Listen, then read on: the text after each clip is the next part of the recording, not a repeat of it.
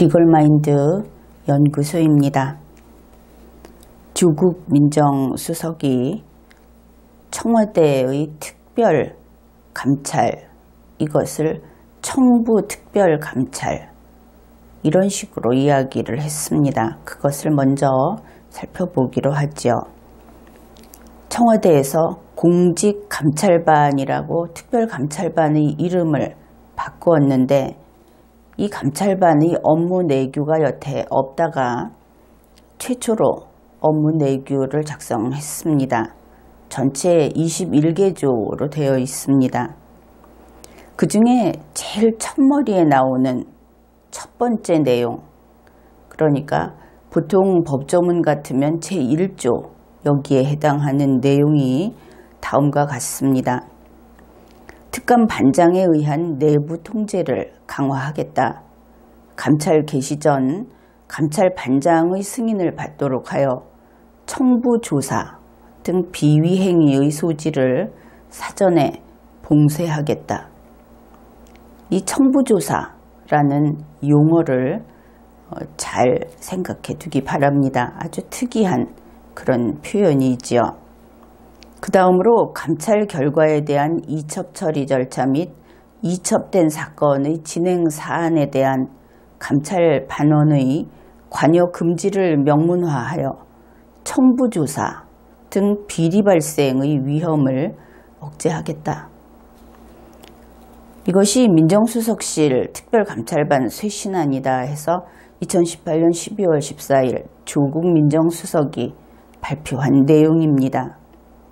그런데 이 내용을 보면 마치 내부 고발자가 나오는 것을 사전에 단속하려는 것처럼 그렇게 보이는 면이 있습니다. 조국 수석은 청부조사라는 말을 썼습니다. 그런데 이 청부라는 말은 사전을 보면 일을 완성하는 대가로 일정한 보수를 받기로 약속하고 그 일을 떠맡는 것 혹은 그러한 일, 그래서 민법상의 도급이다, 이렇게 표현을 하고 있습니다. 그러나 우리나라에서 이 용어를 사용함에 있어서 청부라는 말을 쓸 때와 도급이라는 말을 쓸 때는 대체로 명확하게 구분이 되어 있습니다. 일반인들이 청부라고 하면은 주로 청부 살해, 청부 살인, 이런 식의 말이 귀에 익을 겁니다. 그래서 청부라는 것의 어감이 그렇게 좀 어둡고 그런 면이 있다 하는 것하고, 그 다음에 청와대 특별감찰반은 특별감찰을 하는 곳이지요. 그렇다면 청와대 특별감찰반에서 조사를 한다고 하면 그것은 다 특별감찰이 됩니다. 따라서 조국 수석이 말한 청부조사는 청부 특별감찰이다. 이것이 정확한 표현이 되겠습니다. 앞에서도 한번 이야기를 했지만 청와대에서 사상 최초로 작성한 공직감찰반의 업무 내규에서 제1항이 청부 특별감찰을 봉쇄하는 것이다. 이런 점에서 현재 청와대에서는 청부 특별감찰이라는 것이 가장 큰 문제라고 인식을 하고 있구나, 이것을 알 수 있습니다. 그와 관련해서 다음과 같은 예를 살펴보기로 합시다. 김태우 전 특감 반원이 2017년 12월 당시 박형철 반부패 비서관이 회식 자리에서 자신의 맞은편에 앉아서 직접 지시를 내렸다고 하는데 내용이 이런 겁니다.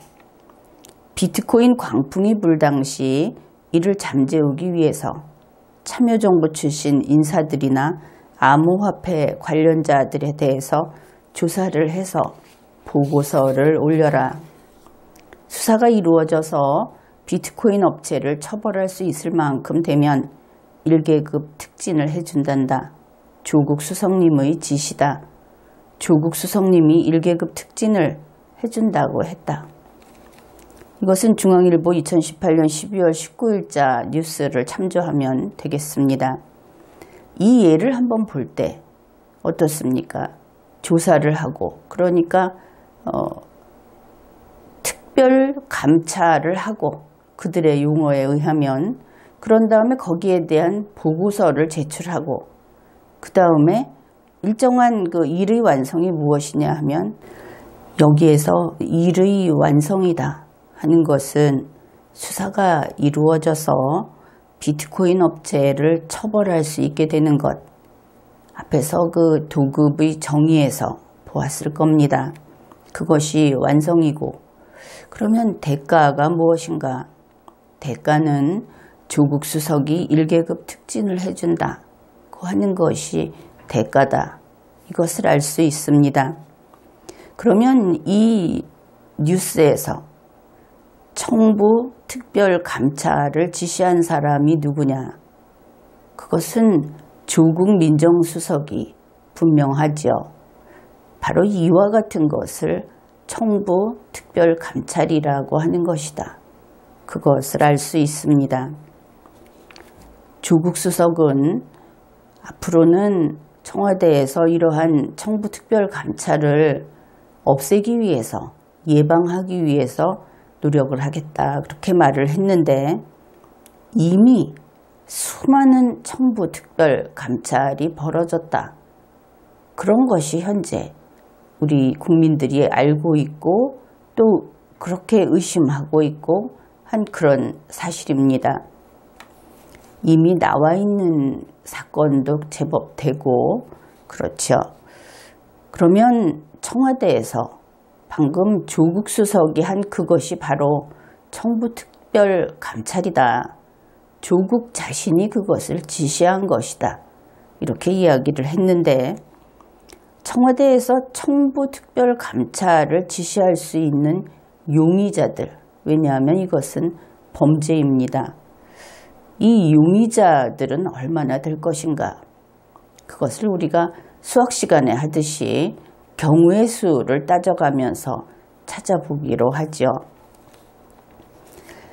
이 특별감찰반 반원은 현재 문제가 되고 있는 김태우 수사관이 속해 있던 그 반에도 대략 한 20-30명이라고 하는데 현재 법령상으로는 무제한입니다. 얼마나 많은지 모르는 그런 상태입니다. 그 이외에도 특별감찰반은 하나 더 있고 또 감찰반이 하나 더 있습니다. 그렇기 때문에 모든 감찰반원을 그 누군지 모르는 X라고 하는 무리들이 이러한 업무 지시를 내릴 수 있고 이러한 그 청부 특별 감찰을 시킬 수 있는 그런 상황인데 우선 굵직하게 몇 가지만 나누어서 살펴보기로 합시다. 그래서 먼저 우리가 뉴스를 통해서 가장 잘 알고 있는 김태우 특별감찰반 반원에게 청부를 지시한 용의자 X를 찾자. 이렇게 보는 것이죠. 그런데 유념할 것은 용의자 X는 수백 명이 될 수도 있습니다. 왜냐하면 다른 반원들도 똑같이 반복을 할 수 있기 때문입니다. 우선 청와대의 명령체계는 둘로 나뉘어집니다. 여러분이 알고 있다시피 청와대라는 곳이 일단은 대통령인 공무원의 그 비서실이 있는 곳이다. 이렇게 생각을 하게 되면 일반적으로 문재인 청와대 대통령 밑에 임종석 비서실장이 있다. 이런 체계를 생각할 겁니다. 그리고 임종석 밑에 모든 비서실원들이 들어가게 되겠죠. 그러면 조국도 물론 그 비서실의 원으로서 거기에 포함이 될 수 있습니다. 그런데 특별감찰반의 문제에 있어서는 법령의 체계가 좀 다릅니다. 그래서 이 경우에는 문재인 청와대 대통령에게서 바로 연결되는 사람이 조국 민정수석입니다. 임종석 비서실장을 거쳐가지 않는다 하는 것이죠. 지금 이 명령체계가 2단계로 되어 있다. 그것을 잘 알아두어야 하겠습니다. 그래서 문재인에서 조국으로, 그 다음에 조국 아래에 박형철 반부패 비서관, 그 밑에 이인걸 특감 반장, 또 그 밑에 선임 행정관이 있고 그 다음에 김태우 반원이 있는 이런 구조가 됩니다. 그러면 먼저 청와대 내부에 있는 용의자 X를 우리가 알고 있는 이 명령체계를 따라서 한번 경우의 수를 따져보기로 하죠. 문재인이 X일 경우를 생각해 봅시다. 그러면 X는 조국을 통해서, 그 다음에 박형철, 조국 아래에 박형철이 있고 박형철 밑에 특감 반장이 있고 그 다음에 김태우가 나오게 됩니다. 이런 순서로 청부 지시를 내리는 것이죠. 그 다음에 문재인이 X일 때 조국을 거치지 않고 바로 박형철에게 지시할 수 있겠죠. 그러면 문재인 다음에 박형철, 그리고 특감반장 김태우, 이렇게 갈 수 있을 겁니다. 그 다음에 문재인이 이번에는 임종석을 통해서 박형철에게 지시를 할 수 있을 겁니다. 그러면 임종석, 박형철, 특감반장, 특감반원, 이렇게 내려가는 청부의 그 루트가 가능합니다. 이번에는 조국이 X라고 생각을 해봅시다. 그러면 조국은 박형철에게 지시하고 박형철이 특감 반장에게, 그 다음에 김태우에게, 이것이 한 가지. 다시 조국이 X일 때 그가 직접 특감 반장에게 지시할 수 있습니다. 그래서 특감 반장이 김태우에게, 또 한 가지는 조국이 직접 김태우에게 청부 지시를 할 수 있죠. 그 다음에 임종석이 이 용의자 X라고 생각을 해봅시다.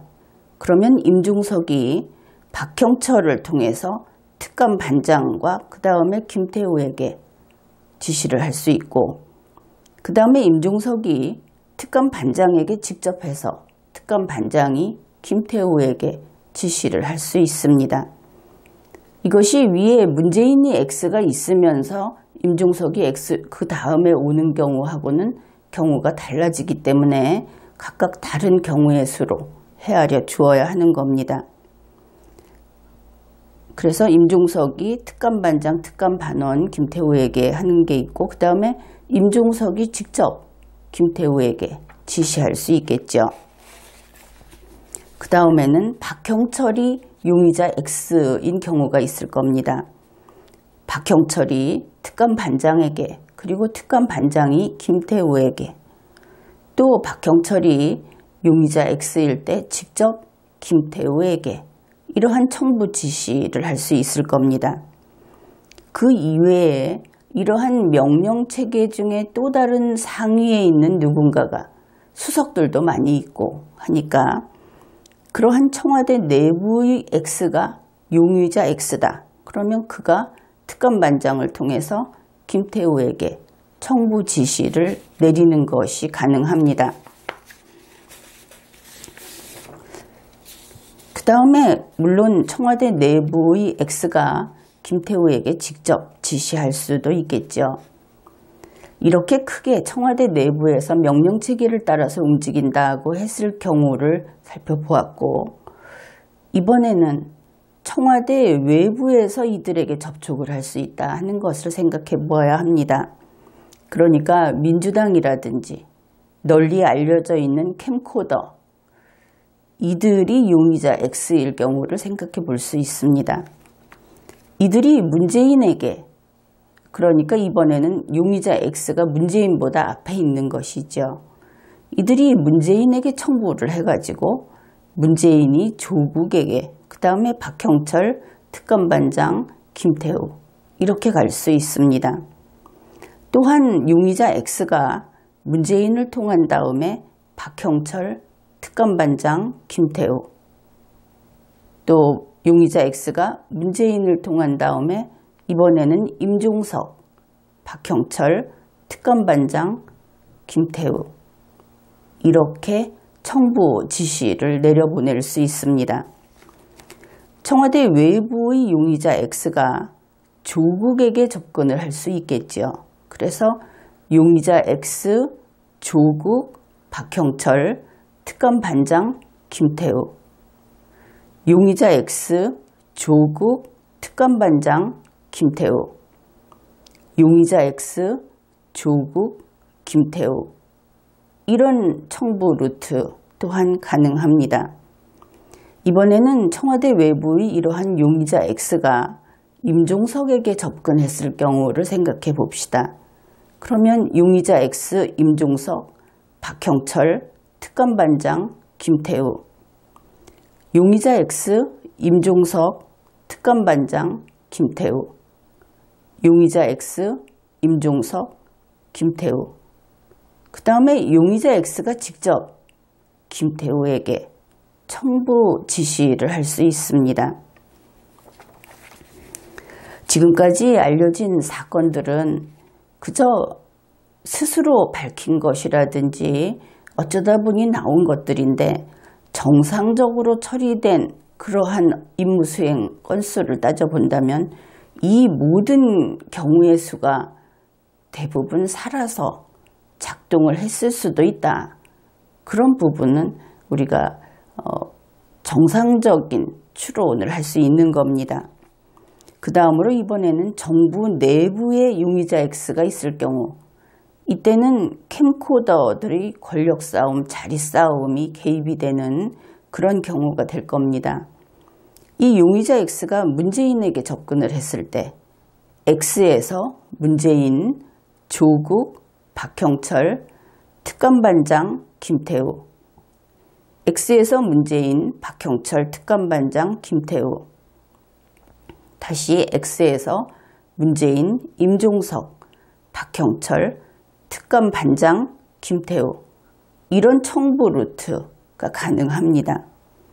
이번에는 정부 내부의 용의자 X가 조국에게 접근을 했을 때 그러면 X에서 조국, 그 다음에 박형철, 특감반장, 김태우 X에서 조국, 특감반장, 김태우 X에서 조국, 김태우 이러한 루트를 그릴 수 있습니다. 그 다음에 정부 내부의 용의자 X가 임종석에게 접근했을 경우 이때는 X에서 임종석, 박형철, 특감반장, 김태우 X에서 임종석, 특감반장, 김태우 X에서 임종석, 김태우 그리고 X가 직접 김태우에게 이러한 청부 지시를 할 수 있습니다. 물론 그 다음으로는 이 특감 반원들이 개인들의 비위로서 그러한 용의자 X가 될 수 있겠죠. 이 경우에는 아래에서 위로 올라가는 그러한 역청부가 될 겁니다. 그러니까 이 경우에는 사건을 가져왔다, 건의가 들어왔다 이런 이야기를 하는 그런 경우가 될 수 있을 겁니다.